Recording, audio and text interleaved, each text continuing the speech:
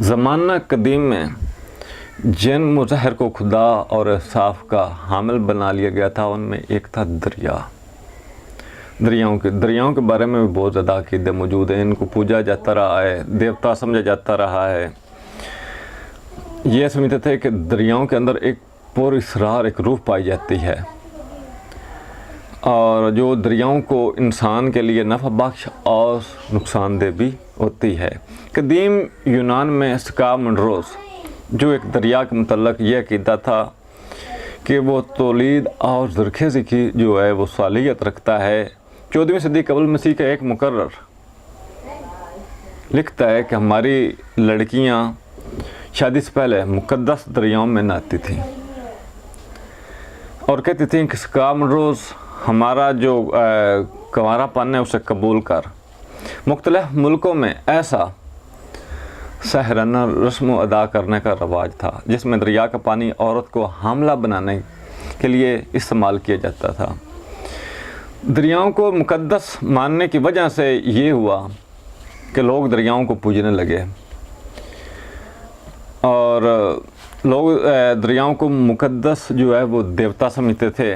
جب اسلام کے ذریعہ توحید کا پیغام آیا تو ان سب کو پتہ چلا کہ دریا خالق تو نہیں، یہ تو مخلوق ہے، خالق تو کوئی اور ہے۔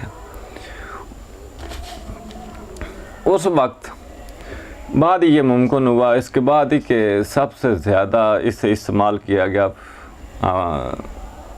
اسے بنجر زمینوں کو آباد کرنے کے لیے استعمال کیا گیا۔ اسپین میں دنیا میں سب سے زیادہ ویران جگہ اسپین میں موجود تھی، اور آج تاریخ اٹھا کر دیکھیں، آج اگر دیکھیں جا کر تو سب سے زیادہ آباد جو جگہ دریاؤں کی وجہ سے وہ اسپین میں موجود ہے، جو آباد کی گئی۔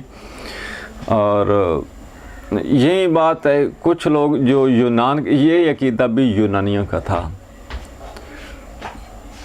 جو دریاؤں کا، ان کی لڑکیاں جو ہیں وہ شادی سے پہلے جو دریا میں نہاتی تھیں اور خود کو دریا کے حوالے کرتی تھی کہ ہمارا کنوارا پن جو ہے اسے قبول کر، اور اس طرح کی بہت زیادہ خواہشات کے لیے لوگ نہاتے تھے، خاص کر کے کنواری لڑکیوں کے لیے تو یہ بہت عام تھی۔ اس طرح بہت زیادہ اگر تاریخ اٹھا کر دیکھیں، بہت زیادہ عقائد جو ہیں وہ ملتے ہیں، مصریوں میں بہت زیادہ ملتے ہیں کہ ان میں بھی اس طرح کے بہت زیادہ عقیدے تھے۔ ایران کی تاریخ اٹھائیں تو اس میں بھی بہت زیادہ عقیدے ملتے ہیں۔ اس سے پہلے سائرس سے پہلے بھی اور اس کے بعد بھی اس طرح کے جو باتیں ہیں۔ اس طرح ایک اور جو